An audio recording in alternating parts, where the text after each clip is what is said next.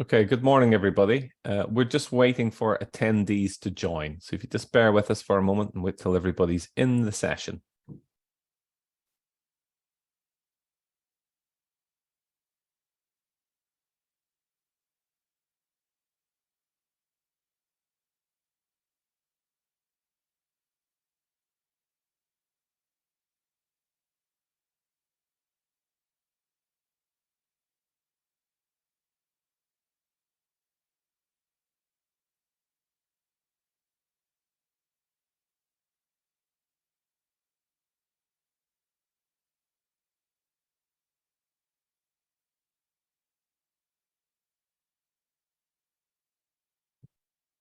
Okay, good morning, everybody, and welcome to today's webinar from Analytical Factory. We're looking at Phoebe this morning. We're looking at the Phoebe platform, which allows us to analyze tone of voice, to carry out tone of voice analysis and reveal emotional insights with that. We'll get into what that actually means in just a few moments.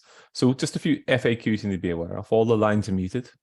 And we are recording today's session. So you'll receive slides and a link to watch the recording later today.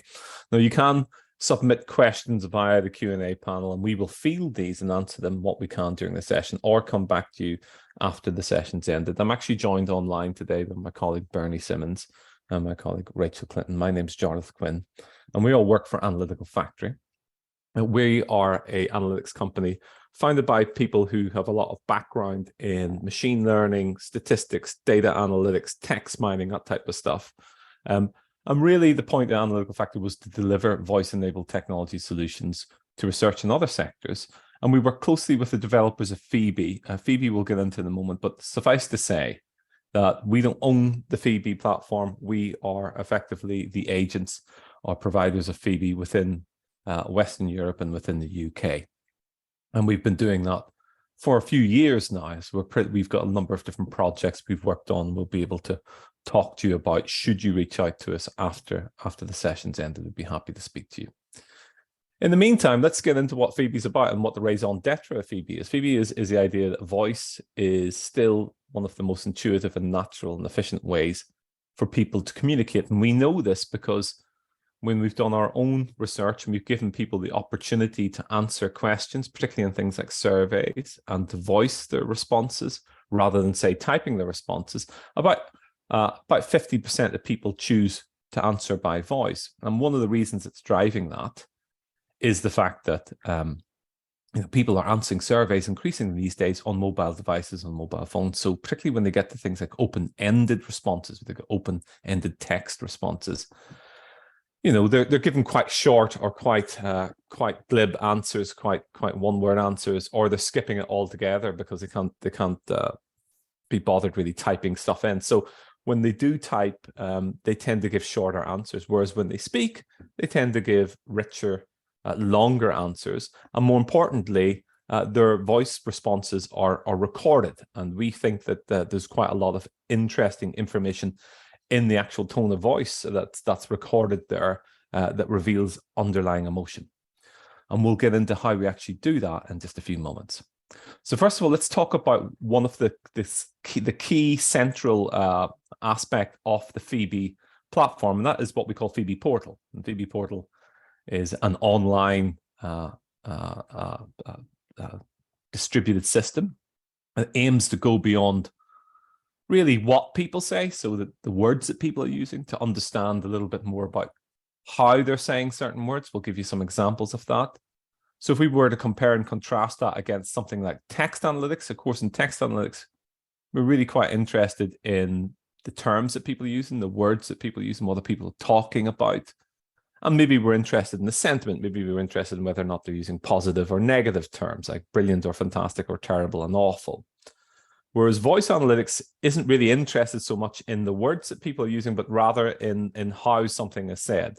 And one of the things that Phoebe is very good at is comparing and contrasting when people say something very positive, but they're actually saying it in quite a negative way. And when they're saying something negative, but they're saying it in quite a positive way, because perhaps they're talking about something which is quite, a negative experience, but they're laughing about it, or they're fairly upbeat about it. So they're not actually that annoyed.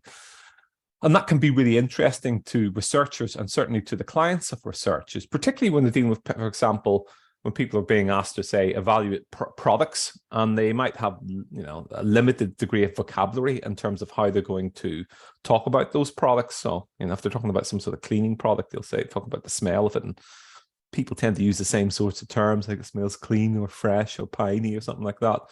But voice will reveal additional information and tell us about, whether or not they're upbeat or downbeat, or whether or not they're passionate about it or very sort of calm about it. So it adds an extra dimension, and that's really where Phoebe comes into play. So there is a history to this, and there's quite a long and rich history to analyzing voice data. It goes back right to the 19th century, but in fact, particularly since the advent of modern computing, we're seeing things like, one of the most important findings was in 1981, Fanagi, and he was looking at different cultures and how different people with different accents and different groups spoke about certain things. And he discovered that, yes, of course, there are certain cultures that speak very quickly. They appear to be very passionate. They tend to be quite loud, perhaps, in the responses, where other cultures maybe are a bit more measured and slower, maybe a bit more downbeat, a bit more calm in the responses. And what he discovered was that when, irrespective of people's cultures, is that when people get excited, even if they speak pretty quickly already, they just tend to speak a lot faster. Or if they get angry, even if they speak quite loudly, they just tend to speak even louder. So he discovered that it's actually the change in people's baseline, if you like, whether or not they suddenly slow down their speech, become more hesitant, or whether they speed up their speech, because even if they're speaking very quickly already, if they increase their pitch, their tone, their volume, these things are relative to the individual, and therefore the change in things like the pitch range, the shape and the timing of the words becomes a very interesting way to try and classify and categorize people's emotions. So a lot of what Phoebe's research is based on, what Phoebe's engine is based on, is some very seminal research carried out in the early 90s by Murray and Arno. And if you're interested in finding out more information about this, then just reach out to us and we'll send you some of the research papers that we have that kind of underpin this. But suffice to say that, when you have audio data, when you have a voice recording, that's just data like any other data set. And with our background in machine learning, we are used to dealing with things like image data. We're used to dealing with, obviously, open-ended text data, and obviously tons and tons of numeric data. So when you have an audio signal, it's just another data set, and it's possible, therefore, to break that apart. So when we input the audio signal into an analytical machine learning engine, one of the first things it does is it starts to extract features of that. So it's looking at the variation in tone, the variation in pitch, in volume, the speed, and the different elements within that. Then it's selecting those which help classify or categorize people into different emotional states. It categorizes them and then pushes an output. So to give you an idea of what that looks like, in Murray and Arno's feature to emotion principles, they were looking at things like, if you want to talk about strong emotions or passionate emotions, people tend to speak faster. They tend to, pitch range tends to be much higher, much wider. The intensity, tend to use more breathy tone. Pitch changes are abrupt and articulation is tense. Whereas if you're looking at something like calm, it tends to be slightly slower relative to their own voice. They might slow down how they're speaking. The pitch average is pretty normal. The range isn't as varied. The intensity tends to be lower, and so forth and so forth. Now, these are fairly arbitrary categories. We come up here with strong, happy, sad, anxious, calm, and they really mean a lot depending on the situation. So we spend a lot of time looking at the context in which people are speaking. It's because, if people are strong, it doesn't necessarily mean they're angry. It just means that they could potentially be more excited or have a little bit more adrenaline. When they're happy, it doesn't necessarily mean they're ecstatic. This means they're generally more upbeat. And when they're sad, they might be rather reflective rather than depressed. And we'll see examples of this, and you can hear it in people's tone of voice, and you can see why Phoebe's choosing to classify it into these categories. These categories overlap on one another, and Phoebe uses 3 seconds of audio to try to categorize people into these groups in real time as we're going along. Okay, So in this example, for example, we analyzed an audio of a BBC interview with a woman diagnosed with anxiety. The anxiety features a fast-paced speech in normal loudness intensity and a much higher pitch range with a wider range. There's the text that's being transcribed there, and we can pull out different aspects of that. We can look at things like the speed between the words and between the actual consonants that she's speaking. We can look at the pitch range that she's using, and we can look at the loudness and intensity. So those are three elements, for example, that can be pulled out of that audio signal that help us try to classify or categorize that person's emotional state or their tone of voice state. Now, there are multiple ways in which you can get data onto the Phoebe portal. One of the ways, which we'll see in a moment, is Phoebe plugin, or see an example of the result of that. Phoebe plugin is when you're working with surveys. So if you're doing some sort of online survey or electronic-based survey, HTML-based survey, the Phoebe plugin can be added to that survey, and you can control over which questions it's added. You can actually have a lot of control over whether or not Phoebe listens to their response and then automatically switches to the next question, whether or not it reads out the question itself for them, or whether it gives them control to record their own answer. And it pretty much works with, we think, any HTML-based survey. So we have a number of plugins, scripts that we've built that work with the standards of the survey platforms that people use, like Delphi or SurveyMonkey or so forth. But a lot of organizations, of course, are building their own survey custom platforms, and we can turn that around pretty quickly and send them a little line of code that says, look, just plug this into your survey platform and you'll get this button appearing on the words or on the questions where you want to enable the voice recording. And that tends to be things like open-ended responses, because those are the places where people are more likely to give, obviously, longer responses, richer responses. And there are also places where people are often less patient, perhaps, with typing responses out. So that tends to be the place where it's used. And then we have Phoebe Live. Phoebe Live is where Phoebe's used in a real-time situation, perhaps in an interview situation. And it helps guide the interviewer based upon how people are responding to questions. It can be used in coaching situations. It can be used to help guide or push down on certain topics that people are talking about, so that the interviewer can then say, can notice that they're more passionate about that or more anxious about that.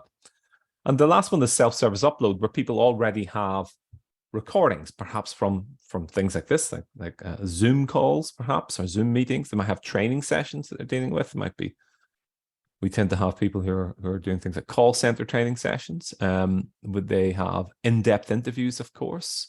You've recorded speeches, you have stuff off social media and YouTube. It really doesn't matter what format that audio's in. You can easily select a number of different files and simply upload them in a single click. We make it easy for the user to do that. So it's pretty much self-service. And then you can switch on, for example, whether or not you want it to do, as you'll see later on, translation to English. If you want the transcription, so the words actually transcribed to English, it'll do that.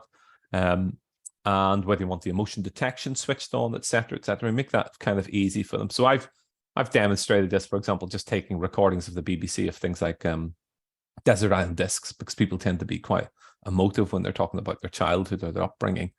And you can take a whole bunch of MP3 or WAV files and just upload them, and then look at the differences in tone of voice and how people are talking about key topics.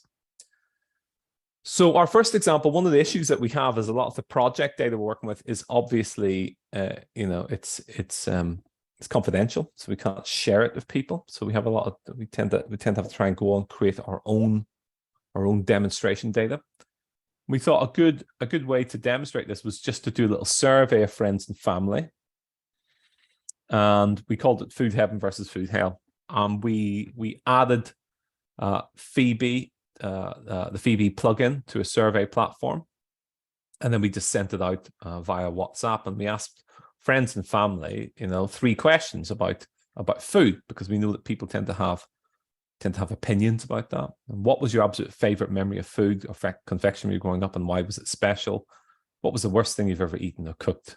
How did that happen? And if you walked into the restaurant of your dreams, what would you order and why? So we thought it was a good starting point.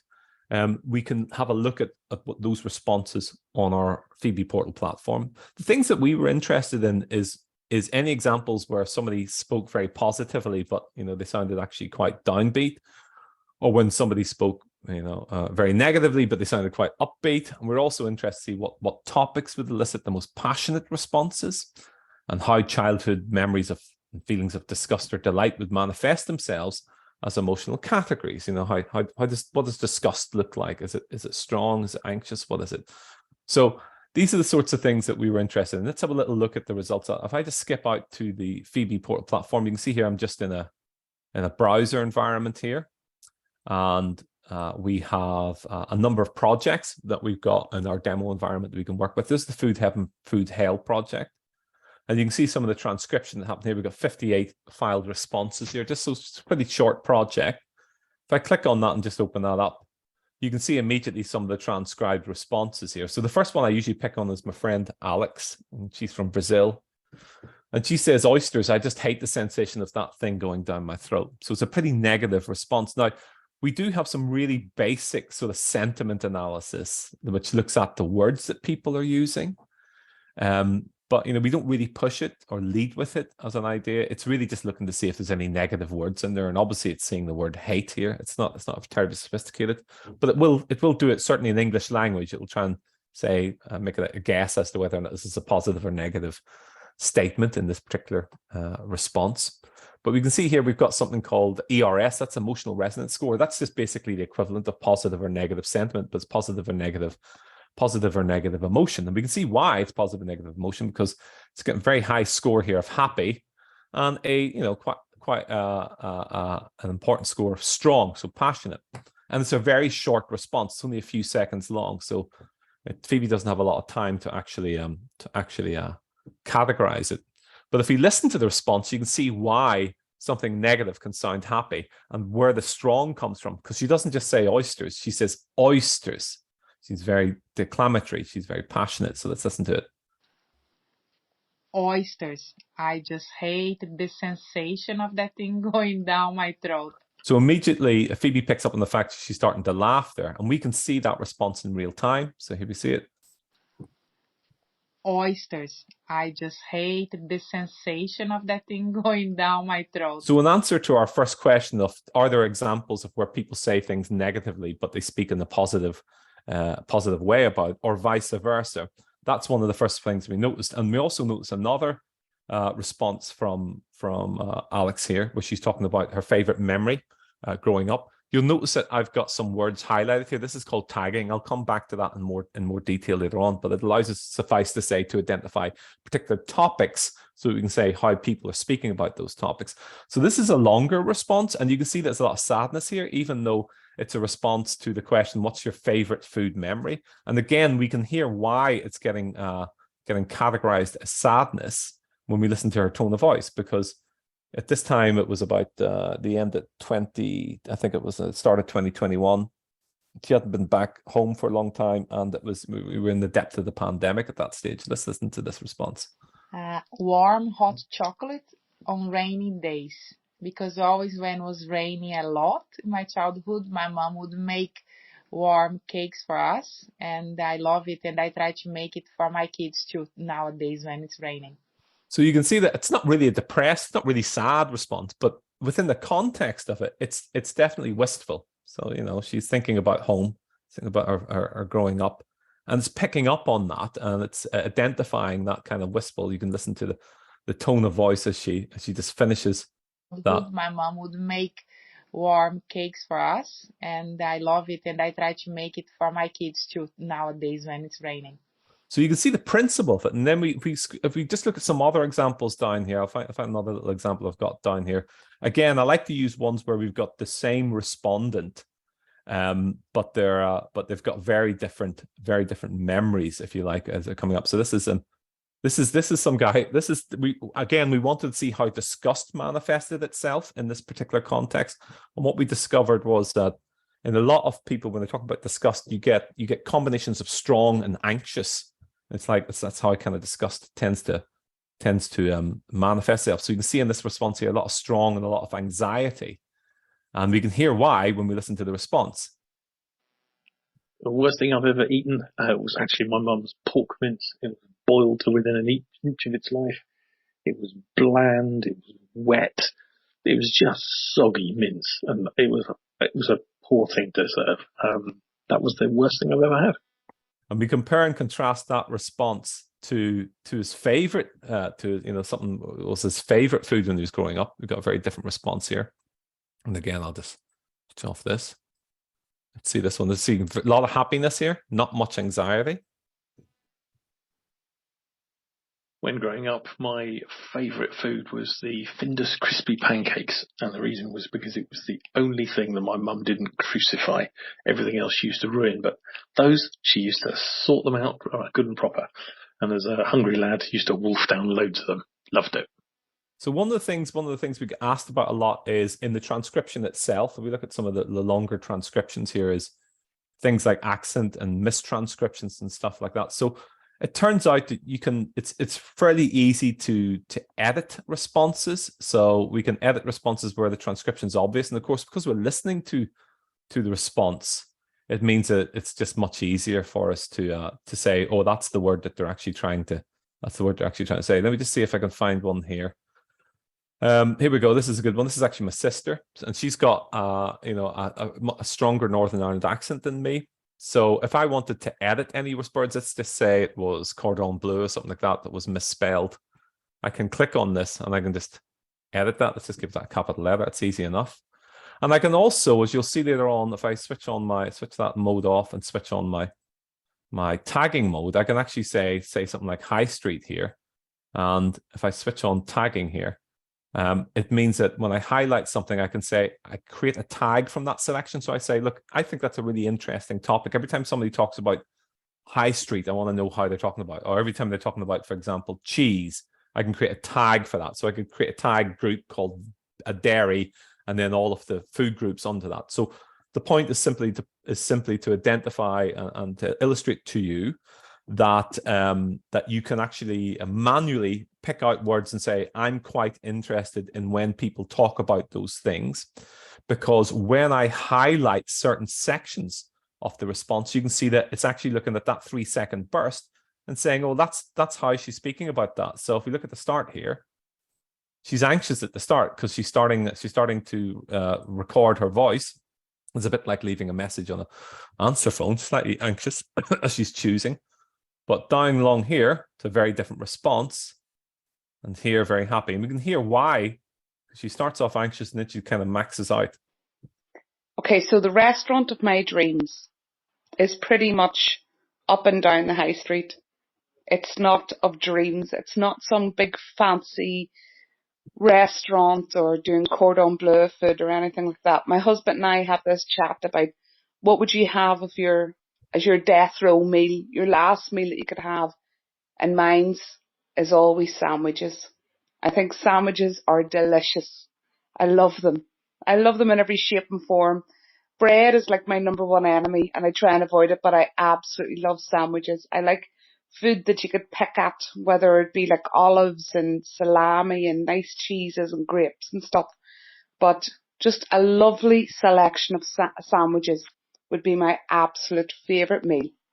So we're learning that we can do this emotion analysis. We can actually highlight bits of it. We can see bits of it. We can tag up bits of it. So we can look at particular subjects. We can look at the actual transcription itself, and we'll see in a moment that you can have transcription of 2 speakers here. There's only 1 speaker, but you could have 2 or 3 or 4 speakers in there. And you can see also that you can see the text, but you can also see the emotion categories under the text. You can see this is actually the volume, the speed, how loudly they're speaking at that point. So we can do that, and we could say pick up one of these and then just say, show me that as a PDF, and it creates a little PDF and downloads it for you. So we can see that. So that's an easy way for us to try to get. It's quite useful if you've got long form interviews that have been carried out, and you just want to create a PDF and then create a little map of where people were passionate or where they were happy or downbeat about their responses. So the text itself, the transcription itself, is useful, and then we can listen back to it. We can watch the emotion categorization in real time as form of video. And we can edit the text. And we can, as you can say, we can tag up things. So we can look at the word child here and say, okay, I want to tag that. So one of the first things I want to point out was that you probably don't want to go through the whole situation, every single response here and just manually tag things up unless you've got a specific reason for doing that. The purpose of tagging is to say when they're talking about this topic, how are they talking about it? And it allows you then to go into the reporting side of Phoebe. So there is more than one way in which one can tag things. So if I went to, for example, this little find button here, I could say, well, look, just look for every example of, I don't know, chocolate or something like that. See if that comes up. Search that. It finds every example of chocolate. I could say, okay, that's fine. I'm happy with that. And I could create a tag group from that, looking at the word or the sentence where chocolate appears. I could create a group for that called, confectionery or something like that. And then the name would be chocolate. And then I'd look for things like sweets or, or brand names of stuff like that. So I can search automatically for tags and tag things up. That's important. But I can also actually use, I don't want to do that. I'll go back to another one. I can actually go back to the food heaven one here. I can actually get it to run like a little text analytics extraction engine called Discovery here. It takes a few moments to run it. So I'm just going to show you one I've done already. And that pulls out, if I just say all, it basically pulls out all the terms that people are using. So people use the word thing a lot. It's one of the things you notice when you're doing analysis of responses. People use the word thing a lot. You might say, I'm not really interested in that, but I am interested in words like restaurant. I'm interested in words like dream. I'm interested in words like memory or something like that. And you could then, using that, you could then import them and say, create a new tag for that. So import them into a tag group. So it's a way to automatically find tagging and to automatically identify topics that are being spoken about. Okay. So what do we do with that? So those are two forms in which we can tag things up. We can manually highlight stuff. We can search for stuff. And we can, in the third example, we can use the discovery mechanism for it to analyze the text and pull out nouns, verbs, etc., and then zero in on words that we're interested in. What would we do with that? Well, if we went to the tag management group here, we can then say, okay, look, I just want to look at everything to do with childhood. Let's say childhood only here. And here's everything to do with childhood, and you can see the group growing up, childhood, etc. We can give it a color. We could do the same thing here with nouns and say, show me all the nouns that people are speaking about. That's from the automatic translation here, the nouns, chocolate, etc. And I can even call in third-party data. So, for example, let's say that I wanted to compare men and women. So I could add in another file, another column in here, which would show whether or not they were male or female. And then we could use that as a group to compare and contrast how men and women speak. But at some point, you're going to want to look at the actual tag groups themselves. And that allows you then to go into the reporting side of it. So we've got some reports here. So I'll pick a report. Let's pick a really simple one here. Let's do really easy to do this, emotion clouds. So I do emotion clouds. I'm going to filter this by the question. By the question that's been asked. There were 3 questions asked. If I hit create, I'm just going to create emotion clouds 2 because I've already got one here. Click on that. And it shows me the different emotion states: happy, calm, strong, anxious, etc. And I can switch on or off words. You can see some of these are switched off as already. So I take off words like, but I can just cherry pick whichever words I'm interested in. So if I look at things, example, something like school. School only appears in happy, really. It only really pops in happy. Everything really only pops up in the anxiety group here. And there's a lot of words like love, which really pop up across all of them. So that's kind of interesting. It doesn't matter what they're talking about. So that's one way in which we can do reporting. There's other things we can do here reporting. We can do something called emotion comparison. So I got emotion comparison here. And I can say, okay, let's look at the nouns and filter that by, let's say, food question or family or something like that, and hit create. I'll call this emotion comparison 2 because I already got one. And that looks at all of the nouns that it automatically found and extracted for me. And here we have little profiles of these different terms. So when they're talking about school, A lot of people talking about school and they're very happy. A lot of people talking about restaurant, they often tend to be kind of a mixture of happiness and anxiety. Where are they most passionate? They're often passionate when they're talking about specific food types, fish, potato sauce, that type of stuff, cheese, that type of thing. That's all interesting. And there are many other types of charts we can do here. There's something called emotional resonance score. That is, instead of showing us the individual emotions, so happy, sad, anxious, strong, etc., it basically gives you kind of overall, are they positive and negative? And as we saw earlier on, there's a lot of happiness associated with school memories and smell and bread and friend and even words like beetroot. Whereas we're looking down at where people are least happy, tends to be foodstuffs that people are talking about. Even things like mum tends to come up to people often talking about their mum's cooking. They tend to have more negative connotations than positive connotations, generally speaking. So this is, again, very useful when organizations are looking at, for example, brands or different aspects of descriptions of products or brands, etc. Now, the point here is that these charts and pretty much everything that you're looking at, all this emotion data, it can actually be downloaded and turned into data. So I can look at this one here and say, actually, I want you to download that, export this as a CSV file. So I say, export that as a little CSV file for me, or export it just as a static PDF. If I say export that as a CSV file, it just basically punches out a little CSV file and it shows me these words and it shows me how they're talking about these different terms, what they mean. So here it gives me the overall file and it gives me the individual scores, which means it opens up the door for me to then, if I can export the data, I can go off and do my own analysis, if you like. So I've done some of my own analysis here using this, and you can see one of the first things that I can do is I don't have to stick inside these terms that Phoebe's using, which are fairly arbitrary: happy, strong, etc. I can say upbeat, calm, passionate, uncertain, downbeat, because if I think that maybe using emotional terms is a wee bit too far of a push, I can see how they're scoring. Where the darker green, the stronger that particular topic is associated with that particular score. These will sum to 1, of course, because it's showing effectively the percentage. And I can even then, of course, go and create my own charts from that. So I don't have to sit inside the Phoebe reporting charts. I can punch out the data. The Phoebe reports are really just there to make it easy to us to do quick analysis and look at the responses. There are many different types of Phoebe analysis we can have. Emotion variation charts, when people are above or below average on certain emotion scores when they're talking about certain topics, certain dimensions, etc., etc.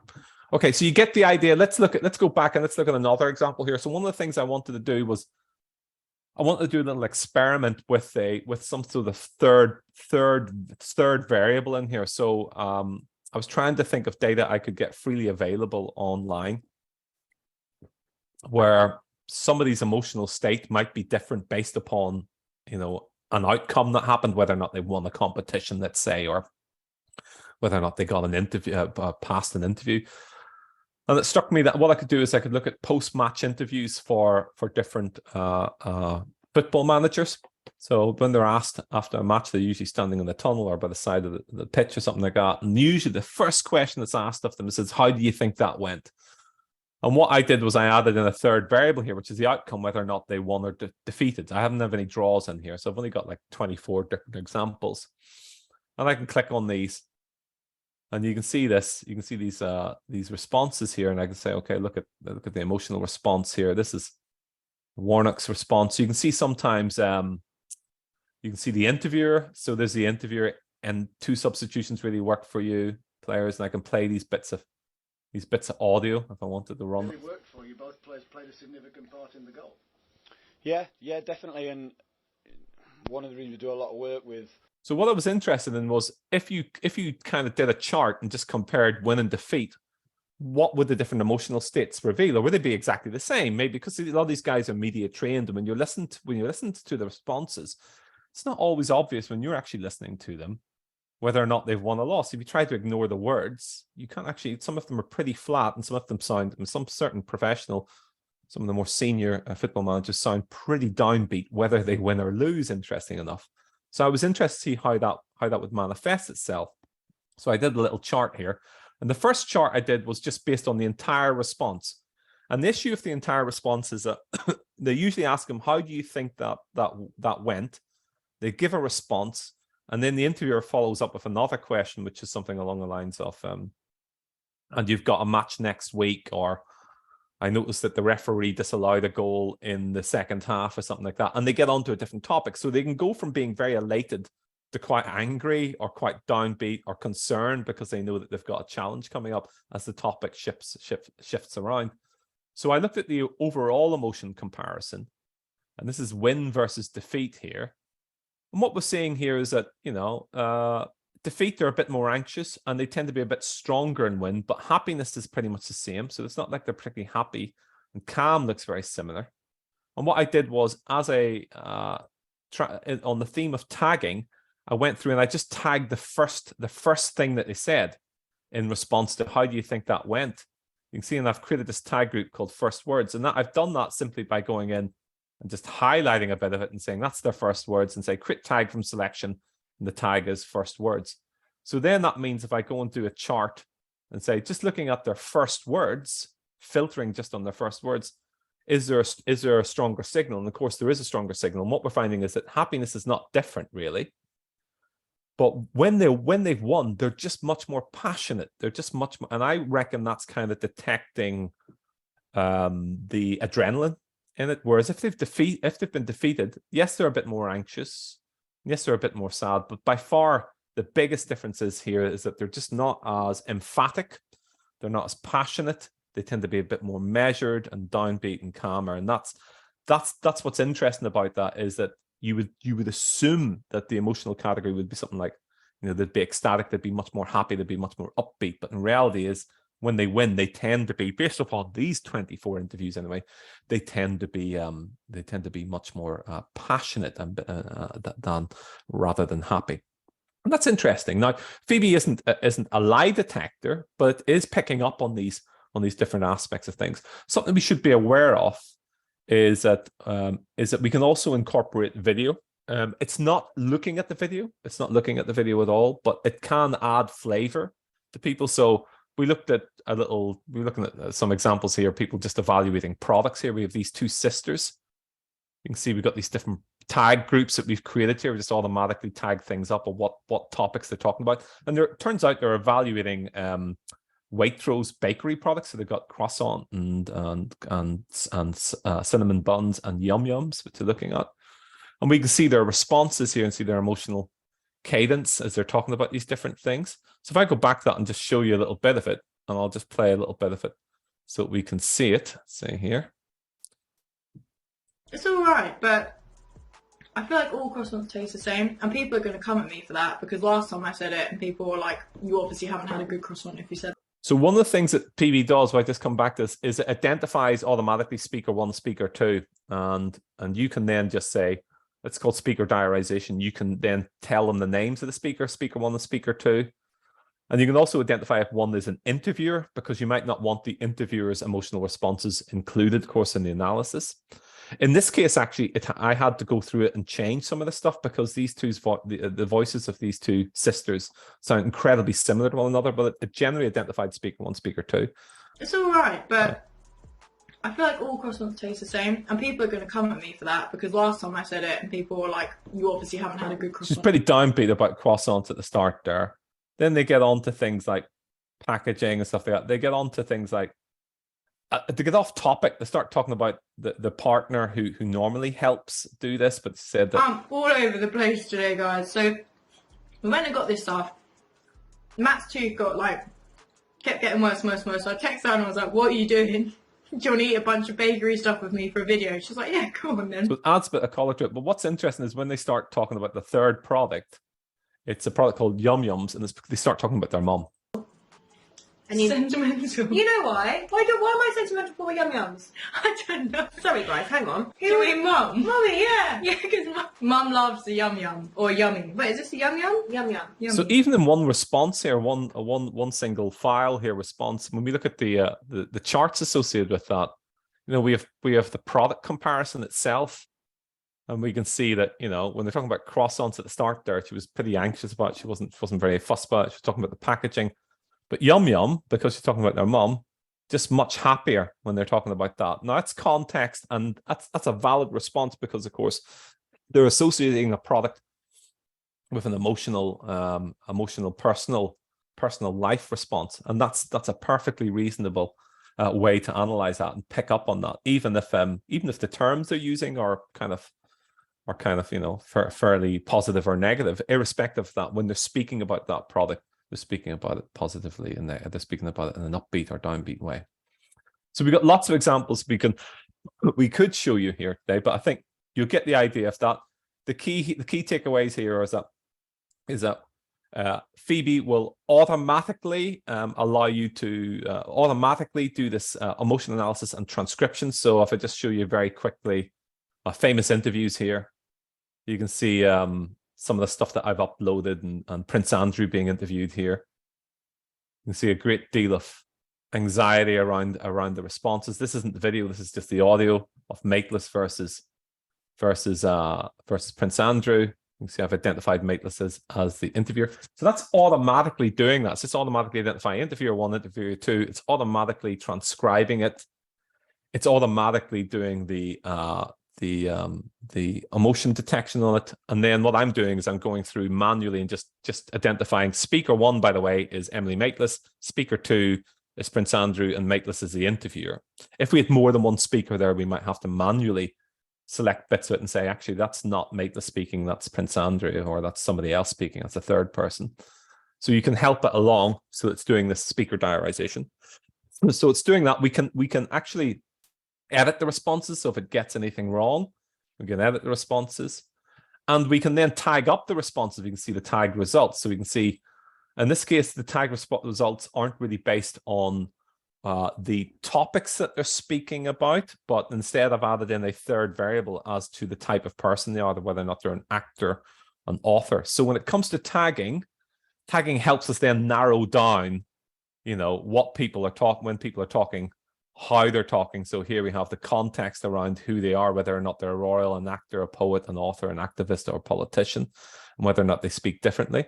Or it could be the words that you're using, in which case we need to search through the interview and identify those terms. We might do that manually in the same way that I did by identifying the first words in the football interviews, or by searching for words. So I've got some stuff here from pharmaceuticals, for example, people being interviewed about pharmaceuticals.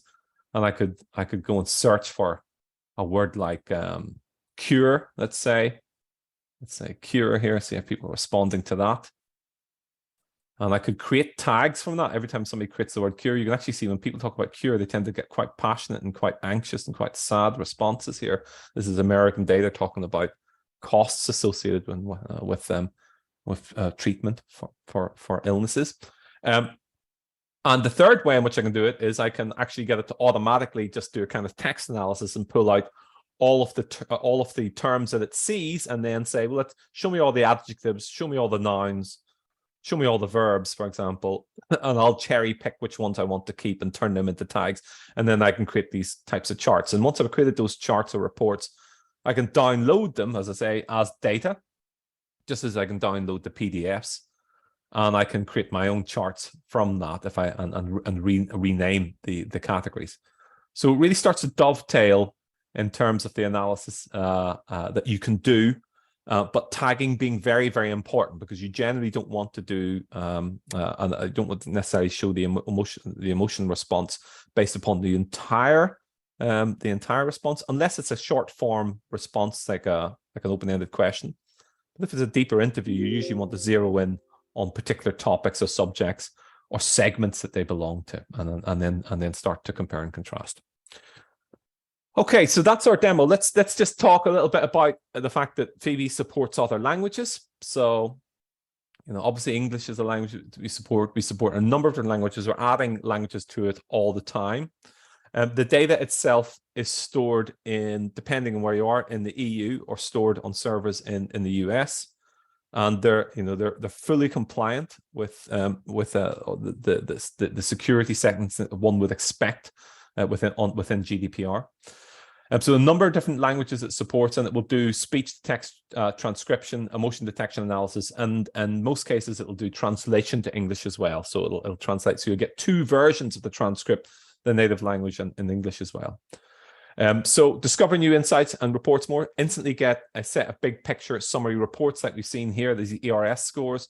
We can find micro moments of peak emotion. We can say, well, where are people actually, when people are strongest, you know, when they're speaking strongest about something, or they're speaking most passionately about something, what are those topics?